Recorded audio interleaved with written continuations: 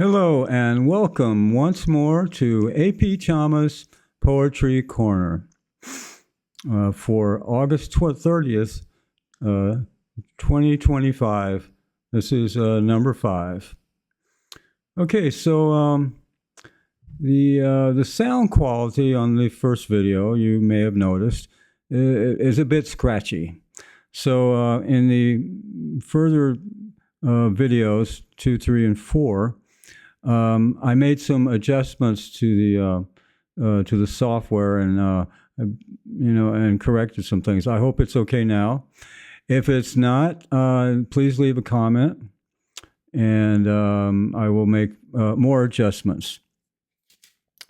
So anyway, so I use a lot of symbolism, a lot of metaphors, and I reflect nature in my poetry.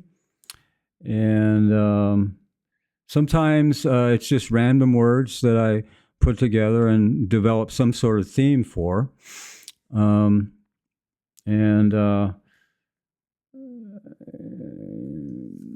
Basically, it's just sometimes it's things how I want things to be, and sometimes it's the way things are already. And oftentimes they tell a story. Well, a poem I wrote a while ago. You all may think it's about Tara because it involves a white dog, but it has nothing to do with Tara. It was I used to work for a client, an elderly man that used to be a heart surgeon, and him and his wife, they acquired a dog. It was a white what do you call it? Labrador. It was a light cream Labrador, and I used to kind of play around with the dog. And there's a poem I wrote about the dog quite some time ago, and I was going to put it in book 1, but sometimes it's short, but it's a bit hard to follow. But if you listen closely or watch this video a couple more times, things may make sense. All right, it's called Waterlogged, and here goes. White dog, back of the house, jumping in the lake, independent, waterlogged. Amazing grace, rich man knows, for heaven's sake, for the heavens running round, give them some space. Awake to nod, tricking time, we tame and let it go. A circle around a garden path, waterlogged. Bouncing ball, had to dodge, day seems to fade, shining, stars shining. Somewhere a cluster falls, something in the fog, mystery on the ground, faithful gardener, aloof and underneath, waterlogged. Done seen it all, from here to the pinching God. Freedom mining, drenched with rain, dirty one. Sogged and tossed, crazy love, mercy, mercy, sog and foot, waterlogged. So that's waterlogged. The second select. So we're kind of like, tonight we're in kind of a,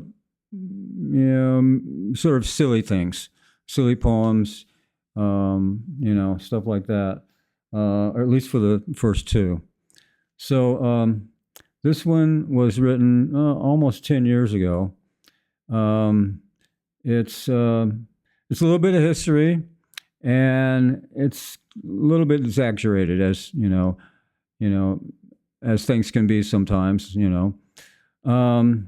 but it does have a touch of history in it.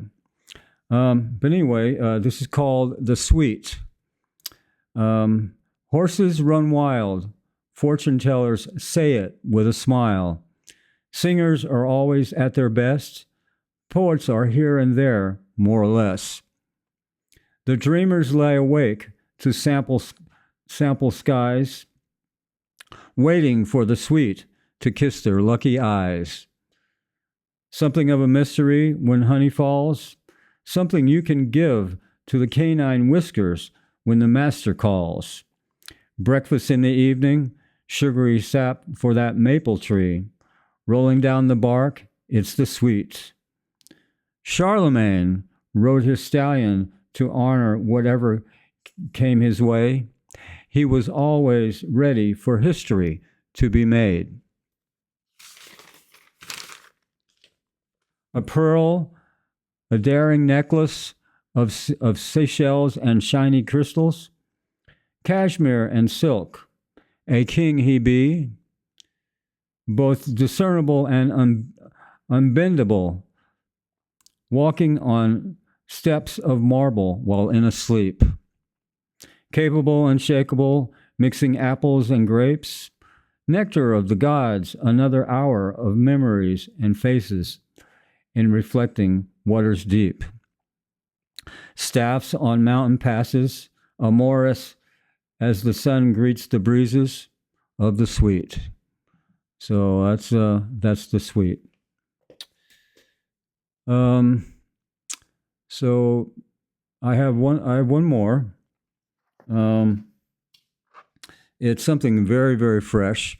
Something I wrote, just yesterday, and this one is called "The Wind Catches Your Name."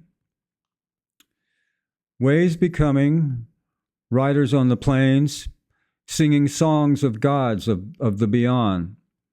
Beauty in the fields of plenty, as the harvest came, the wind catches your name.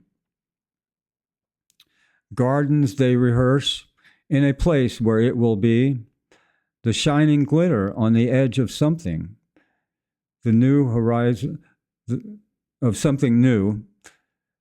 The horizon changes from soft orange to velvet blue. Another cup of wonder is raised. The wind catches your name. For all the searching, one more gold nugget is found. The chorals of music resound, lifting sunrise. Later, the moon dust and eyes shine tonight, and forward into the day, reaching up to the bold sun, the wind catches your name. So that's something I just wrote. I was considering one more, and this one also almost appeared in my book, but yeah, it's a little bit heady, but and it may be hard to follow, but the idea is not to pick apart every single line of every single poem. It's just to recognize as it flows, because it's coming into something. So if you kind of bear that in mind, a lot of the poems I write can make a lot more sense, because it's a whole body. It's just not everything separated. Because if you start separating things, you start focusing on that one thing, and you kind of miss the whole picture. This is really about just sitting around, thinking about stuff, and there's a pile of books, of all sorts of books, like maybe from some great literary master, or poetry, or whatever, something from the masters of literature. This does mention Yeats, which is one of my favorite poets, and it is also one of the favorite poets of the late Leonard Cohen. He really loved Yeats. So this is called Books on the Table. Several moments before the summer's rest, right to the top on Yeats' first verse. Agreed to be as it may, rise the act instantly. Two minstrels, no nonsense. By the following characters steer clear.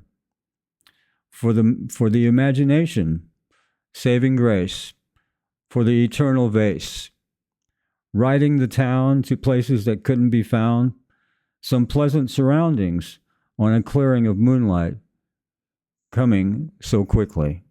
Very short, you know. So that's books on the table. You know, it's a little bit heady, but you know, it's nice to do things differently once in a while. So I guess we're coming to the end. Let's see. I've got some notes here. I usually take notes before I make a talk, so I can make sure I remember everything. No, I think that's about it for today. And I wish you a good night, good day tomorrow, and maybe you be happy, blessed, and enjoy your day. All right, have a good night. Thank you for listening, and please comment. You know, if you like something, if you don't like something, if it sounds a little bit strange, a little bit too silly, those comments are always welcome. And in addition to that, this and other videos, if you hear anything that you like, I mostly compiled book 2, but I am welcome to suggestions. If you like most of these poems are not going to be in book 2. Some of them may, but if there's anything you like that you would like to be seen in book 2, leave a comment, and I'll take that under consideration. And then if I have a lot of people voting on different poems, well then of course, you know, those poems will be included in book 2. So enjoy, and you know, may you all be well and blessed. Thank you.